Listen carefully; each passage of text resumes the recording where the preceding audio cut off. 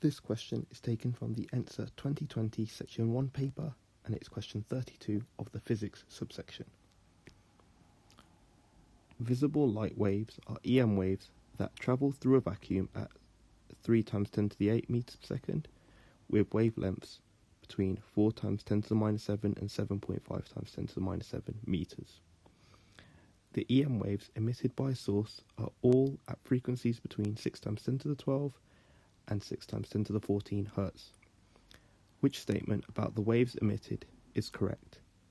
So we get these 5 statements which are about the type of waves emitted, so it could be infrared, UV, or visible light, or any combination of the 3.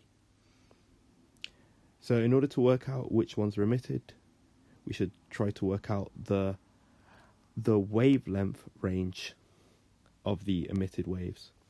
So this wavelength range will be the speed of an EM wave, 3 times 10 to the 8, divided by the frequency emitted.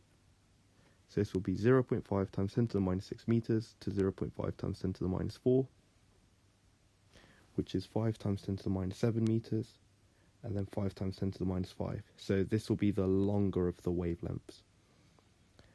So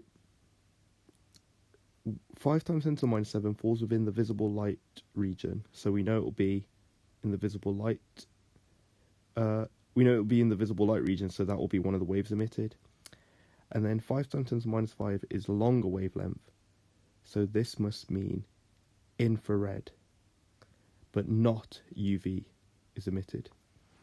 So visible light emitted, infrared emitted, and then UV must be not emitted.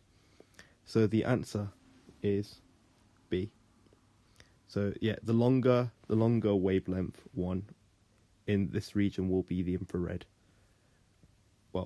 waves, which is the next part of the spectrum, or the part before visible light, if we're talking wavelengths.